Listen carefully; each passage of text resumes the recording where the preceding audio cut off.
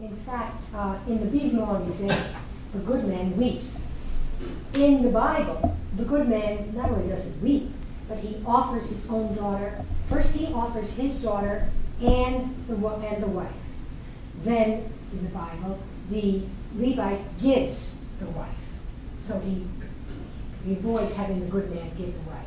But the Big Malizé, which tries to make Christ analogous to the good man, he's very sad, and he follows Josephus in that way. So in the Big Malizé, which I could bring up. He's sanitized. He's oh, yeah, the whole thing is sanitized. So in order to make the analogy with Christ. Well, yes, Christ is made an analogy with Christ, and an analogy with Augustine and Jerome and Augustine. I mean, all of those figures who are on the side that bemoan what's happening to philosophy, accept philosophy back, are sad that philosophy is getting rid of all those things. Those sides are the good sides. The man who is sad that the woman has been taken. There is the allusion to the fact that the man was threatened with homosexual rape by the word sodomy and by the words harm him. But then it's forgotten. And it's taken for granted in a terrible way from my point of view. I mean, the story is just so horrendous, that this is all right. This is what has to happen because of the terrible idea of homosexual rape. But in another scene, I mean, as I said, there are 5,000 different images. In another sequence of images, there is, it's the story of the Philistines having taken the Ark of the Covenant from the Israelites during a battle. And they bring the Ark of the Covenant and they put it before their god, Dagon. And the Ark of the Covenant, the next day, the Ark of the Covenant gets destroyed. It falls down because it's in this mosque. It's in actually use the word for mosque in French. Then the Philistines get attacked, which is true in the Bible. They get attacked by rats. Well, the analogy there is that the Philistines are like the prelates who abuse boys homosexually. And the Philistines are punished by God by the rats coming and heading for their genitals. And the Philistine and the prelates are also punished by the rats going for their genitals. And then the prelates push away the boys in the next image, just as the Philistines give back the ark, and they're cured of the rats having bitten them and the plague, etc., which the rats give the Philistines the plague. So there are, and that's only one other example that I happen to know off the top of my head, of homosexuality, but this time homosexuality which is in the allegory, not in the history per se. It's allegorized because obviously that was a problem in 1220 amongst the prelates. Could I ask just one quick last question, not to monopolize things?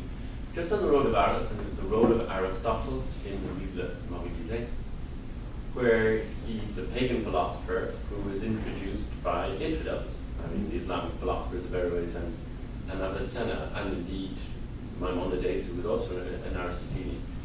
But then Aquinas makes Aristotle and the Arabic and the Jewish commentators absolutely integral to the whole basis of medieval intellectual Europe. So what happened between 20 years later? It's a different thing. But something must have switched. What was it in your view, either of you?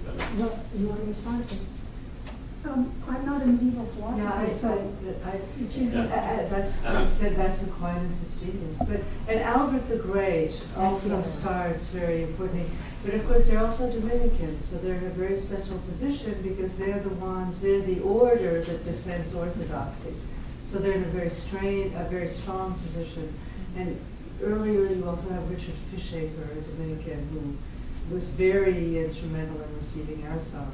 But that was a great triumph. But so you were mentioning the 1215 condemnations, but the big condemnations were 1277, and it's still believed to this day that a number of the condemned articles were against Thomas. So even Thomas, it was fairly rocky, but he really triumphed. And after Thomas, And then there's earlier ones, there's Grosseteste in England, who helps. But it's a rocky moment. But in Paris in 1215 is specifically Amaury de Bain, Right. who, I thought he was just at the Faculty of Arts. I didn't realize, I thought he was just at the Faculty of Arts, not a theologian. But I may be mistaken. I don't know. But anyway, yeah, he actually develops a sort of pantheism, and it's very it's very, very But strong. so you're saying basically that with the genius of one man, Aquinas, and the Dominicans, who were Combined Orthodox, Albert the Great, right? Grosseteste, Oxford was very important. Grosseteste was important because he really brought in the optics. So there's a number of things, but Aquinas is the one that really gave it its way. And it's very important, of course, for the Western tradition because that's precisely what doesn't happen in the Russian Orthodox Church, which remains completely Platonic, because they never... So the first reaction is hostility, as powerfully illustrated by our text tonight and our images. But you want to localize it, because at the same time that you have that hospitality in Paris, you have, Gerber was translating, in other words, the popes and stuff are translating texts for themselves, and they go after astrology, all the powerful stuff, right? Then the philosophical corpus comes. And depending on the places, you get slightly different reactions. So it's highly localized in many ways. Like I think the 1215 condemnations were really just in Paris. So Bologna has a different story. Right. Different. And in fact, in the Vive Moralisée, at certain points, they criticize those people who go to study in Bologna. Yeah, okay. Because those are the people who are the heretics, whereas yeah, so it's a highly localized story, which makes it fun because it means hostility and hospitality is highly nuanced and all over the Western. I was wondering about the same thing, and of course not a medievalist, but clearly this is the time where universities started everywhere. You mentioned Bologna as one of the earliest universities. You mentioned Oxford, I think, and then Cambridge very soon after this. I guess, that transformation about which you're asking had something to do with universities developing and somehow acquiring Aristotle, because of course, by later Middle Ages, he is the lingua franca. Everything is canonical, and everything is Aristotelian. Physics, also, even though he got it all wrong, but nevertheless. Well, also you have the Averroes translation, which is much better, coming in later. And this is before, this is the Avicenna translation. Right. And then the Averroes translation comes in closer to the middle of the century. But then they create a new, because Avicenna is still very Neoplatonic. So that, and somebody like Avicebron, who was Jewish, they thought maybe he's Christian because it's so Neoplatonic. But then, yes, Averroes is sort of a fundamentalist Aristotelian, like an antagonist, and with Averroes you get this very fundamentalist Aristotelian, but that's what Aquinas is working with, and I agree with what you're saying. The Faculty of Arts is a big part of it. Aquinas says we can't stop it. Let's contain it and make it into the Archaea Theologiae, the servant of philosophy. Let's build of theology. Let's build theology on the Aristotelian basis. And then, of course, you're right, then by the 17th century, you have somebody like Descartes saying, why are you guys defending Aristotle? Hello, he's not a Christian. You don't have to go defend Aristotle. Exactly. But by then, theology is completely committed to Aristotle. But I think you see the mechanism already at work for either defending or attacking Aristotle in the kinds of metaphorical transfers. It depends on where you want to get. I mean, you can use the same set of, as long as I can understand it in a certain way, it becomes acceptable. And that certain way may differ at any given moment, but it's the same shift that's operative to justify, to authorize or unauthorized, depending on you're exactly the time right. and the place. And so at the same time that Thomas Aquinas is doing this appropriation, domestication, if you will. Sujet de Brabant is in deep trouble because he wants to stick, and he actually thinks, oh, we can take this philosophy and, like Averroes, have a sort of alternative to Christian salvation, which is something like a purely philosophical salvation. That gets condemned very, very strongly. So I'm concurring with what you're saying. The elephant in the room, Pamela, as you were speaking, was the fact that you were showing these horrific images of rape. Now, you were cheerily tripping like fantastic explaining. It reminded me when sometimes you read in linguistics, you notice how they often use images in linguistics of horrendous murder, rape, mayhem, in order to illustrate the syntactic function, maybe the colorful, make things up. My question is, have we so changed that we are horrified by these images of rape, but they were so easily rationalized by these allegorical explanations? Or more a question is, were there allegories that rationalized it all and made it acceptable, so you could make something acceptable? Yeah. Were there other allegories that in fact were sensitive to the horrendousness of it and tried to take a different route? I mean, I really don't think that I was sort of tripping you, showing you images like Well, that. I just enjoyed your... I mean, I tried to make it powerful for you guys by using language that I thought was appropriate. I mean, egregious, horrible, I didn't know I couldn't think of a word that was bad enough for what I thought was going on in that particular sequence. But then the first time I read it, I almost cried. I mean, it was just a horrible impact that one gets when one reads these kinds of things, and you just can't help thinking about gang. I mean, it's a gang rape basically, and it's a countenanced gang rape.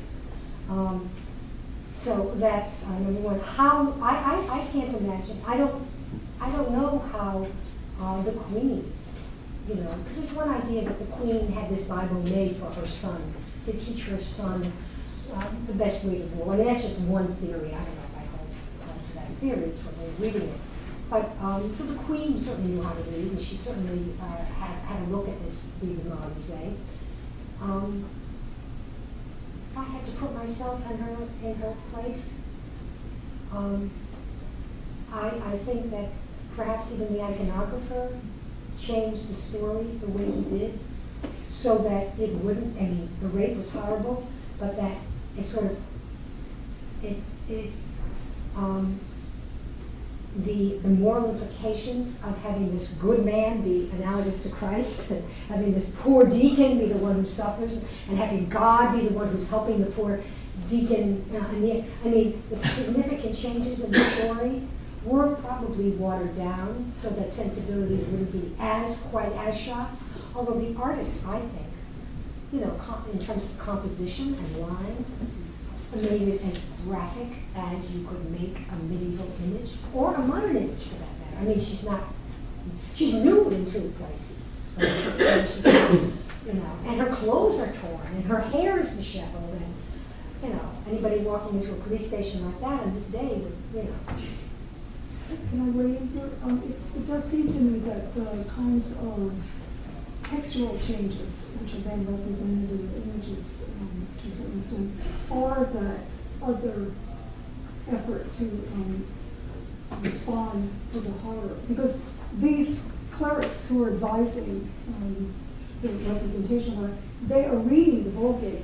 Of course, the Bible in the Middle Ages is a much more flexible vehicle than we assume, because there's all sorts of glosses that get written into the text. And so the difference between text and gloss is not always as clear as it is, for example, in this division of lines. But that kind of censoring that's going on, changing certain, is part of, I think, an effort to look the other way, because you can't look at it. But on the other hand, and that now I'll argue it from the other side, in terms of the horror of the images in particular, which is not at all looking at the other way. On the contrary, requiring us to look at it directly. In the Middle Ages, not everybody's always using books. Books aren't as proliferating as ours are. And so a lot of the time when you have access to a book, it's in order to remember it when you don't have the book. And the book becomes a kind of aide memoire. And then the ancient systems of memorization that the Middle Ages inherits from the antiquity, there are various kinds of memory systems which have to do with, thinking of a building and putting things in various rooms, and then tour the building, remembering what you put in each of the rooms. And one of the systems invites people, the ancient rhetoricians are addressing orators, and orators who have to remember are counseled to think of violent scenes, which are very memorable. And when you think of a violent scene, it will remind you of what it is that you do. So the fact that these are as hideous as they are makes them that much more effective as teaching. And in addition, inciting the king to think of the miscreants as these vile, it was bringing up this rage and anger against people who are reading Aristotle. What's horrific is the indoctrination and the transfer of the violence of the rape, etc. You go do that against heretics, and you will be. And Amoriscians were burned. Amoriscians were burned. Oh, in Paris in absolutely. And this is not just a kind of metaphorical inspiration. Can I just pursue the logic of hosting vis-a-vis this discussion and the images? Because I'm still confused in terms of, to use your term, Matilda, the translation between the Jewish biblical story, right, the Levite and his wife and so on, the good man, and then the Christian medieval Bible moralisée interpretation of that, both in textual and iconic terms, the images. Because as I understand it, or as I read the images, there seems to be an attempt to say that when Christ becomes the good man and opens the door to the church, the Levite's wife is welcomed in as philosophy, now transmogrified into philosophy. And she's not cut up into 12 pieces and sent out. She's not raped. I mean, this is what I'm asking. That would seem to be the logic, but she is Christianized and therefore redeemed by Augustine and Jerome. That's because you've only read the first image. You haven't read the whole story. Yeah, but keep reading. But what I'm saying is what happened once philosophy comes into the church. Then if she comes in a way that's not authorized by Jerome and Augustine, according to the sequence of images, then philosophy is being mistreated. And it's a kind of philosophy that we don't want. And so she needs to be cut up into pieces until she can be restored and reintegrated into an appropriate reading, which is through Jerome and Augustine, which ultimately we will go beyond, as we just spoke about. But at this moment, that is the lesson, that this kind of philosophy is not welcome in a Christian community. But once Christ lets her in, then she's cut up. Is that right? No, Christ has let her in when she's being controlled by Jerome and Augustine, when she's being controlled by the church fathers. Vicious people outside are coming and tearing her away from the church and raping her. That's how she was before, for instance, the Avicenna material came in. You see, before the Avicenna interpretation of or commentary on Aristotle and the translation because of Aristotle's works actually enter the West at various times. I mean, you probably know this a lot more than I do. No, I'm not just talking about the sequence of the story. I'm not talking about history. I'm trying to no, I'm trying to get the sequence of the story as well, actually. The sequence of the story assumes that some of philosophy came into a Christian context earlier and was fine. Well, Plato, for instance, was fine. And some of Augustine, Aristotle. Jerome. I mean, Jerome has that great dream that he was reading Aristotle, and it turns out that that's okay to do it. And Boethius. So you already had you had a basis.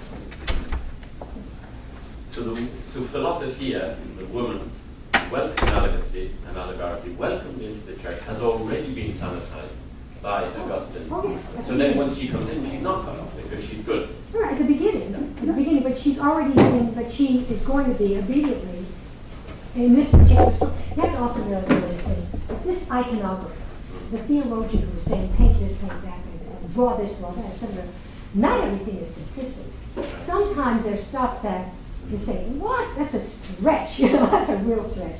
So sometimes you can't take this exactly as a logical allegorical. I have a question right over here, if that's okay. Yeah, if I can just try to briefly relate this to kind of the context and the arc of the seminar, kind of by way of the comparison between the body and the text we've seen in the images. Now in the seminar, we've been called by Dr. Carney and others to choose hospitality over hostility. It's probably a good thing. Now, the question is, and this is a huge question that I have no idea how to answer, how do we, as readers, practice hospitality towards these texts, to these textual others? Do we simply need something like a hermeneutics of charity, or is there something more specific involved? There's clearly no single answer to that question. And first of all, it seems to me if we practice hospitality, if we understand it in the way that Derrida, who's been kind of invoked repeatedly, seems to imply, is that there is no hospitality without a certain measure of hostility. And so we're not going to totally eliminate hostility, whatever we do. But you could ask your question as, if you are a Christian reader of the Bible, to what extent do you have a duty to go back to the Jewish tradition and to see how Jews are reading this? I mean, one of the great, I introduced some Jewish Christian history here. One of the important aspects of that is that Jews in this Augustinian tradition were all very well and good as witnesses to an ancient truth.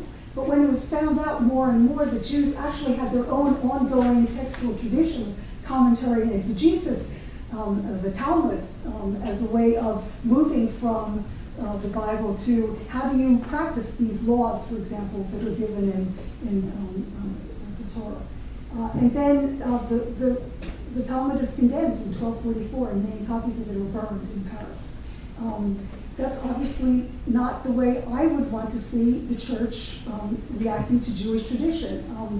We can ask the question again today. When you have the current controversy about the Pope's welcoming back to the church of a certain number of theologians, bishops, who deny the Holocaust. That's also a way of reading a text, the text of history. What does that mean? We don't always get it right the first time. The Pope is trying to get it right, but it took a certain amount of working at it. So we don't get it right at any given, because what is getting it right? You're going to continue reading it in a Christian format.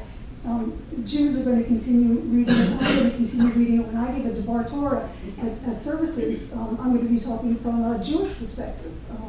But I'm aware of a Christian tradition as well, and I'm not uninterested as a medievalist working in a period when the dominant speaker is Christian, as to what's going on in the give and take, and how, I mean, not that that's what my flippant remark about a hostile takeover, which has economic terms, ramifications of what we're all living now, is something that constantly goes on, and that Jews and Christians who want to talk about this common text have to keep wrestling with. I would answer it for myself.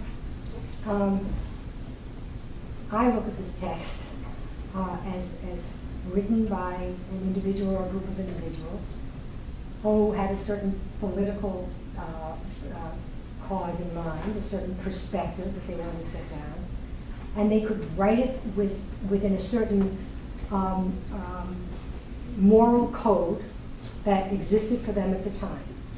And for me, in my life, to look at this section of the Bible or many other sections of the Bible and to get some kind of an understanding of something like hospitality or some kind of message about what a moral good would be, it's just an impossibility. I couldn't have the Bible relate to me in that way at all. I'm fascinated by it. I deal with it all the time because I'm showing images from the Bible all the time. But personally, I look at them as fascinating texts which talk about a tribal culture that, in this period here, or a very, from my point of view, distant culture that runs by completely different moral codes than when I, as a humanist, would choose to practice in my life. So it says nothing to me about hospitality, except that if this is how hospitality is defined, that hospitality is defined so that your male guests won't be homosexually raped, but your female guests will be raped and killed. Well, I mean, that is not, I mean, by any stretch of the imagination, for me, that's no hospitality. That's a criminal act. Maybe just one more question. Well, I was from just, Susan. when you were saying to domination and now what you just said, Pamela, I can't help thinking that not only is it a religious issue, Christian, Jewish, but the gender thing, the male, female, just today in class, we were doing an 1880 story by Giovanni Verga, gang rape of a young woman who just happens to be in the wrong place at the wrong time, and yet she is considered the problem. And so, seeing this today, and thinking back at least to what you had talked about, that's another reason for it. And I'm thinking hospitality and hostility. Half Italian growing up, you know, it's supposed to be barefoot and pregnant in the kitchen. What is the role of woman in hospitality and hostility? Is it the woman's role to serve or to be the object, to be used as the gift or as the whatever? And the other question I have, and I know you both know this much better than I, but when I think back to the Dante and all, woman is so often, men are represented in a way that's very honest, sincere, and human, and that body is really there. And yet when a woman is presented, Petrarca takes Laura and she becomes this symbol. Beatrice for Dante loses the femininity in the woman and becomes his salvific figure. Novalis is the same way. These people these males who take a woman and make her into, whether it's the chivalric notion of woman, or woman as whore and witch and the sorceress. And I think that's something, as we're doing Wolf in a few weeks, that notion of why can't men get women right when women can easily do the, and that's not to be difficult, you know, my husband's right here beside me, and I have a son, I love them both. But that question, when I saw those really stark images, it's something that, and my students are wrestling with it now, and I'm thinking 1200s, 1880, and 2005 with that 75-year-old woman, the other day for being out with her nephew or whatever, he's getting 75 lashes, 35 lashes, because she shouldn't have been with a man that she, without the, it's terrifying, and the images are graphic, and as Nietzsche said, the worse, the more graphic, the way that people will remember things. I'm glad you brought that up. There's also the Brazil situation. Right, the 9-year-old, it was her own fault, she got herself pregnant. Well, yes. It's amazing. I think we're going to have to call it a day. We've gone 5 minutes over. But thank you all, and particularly our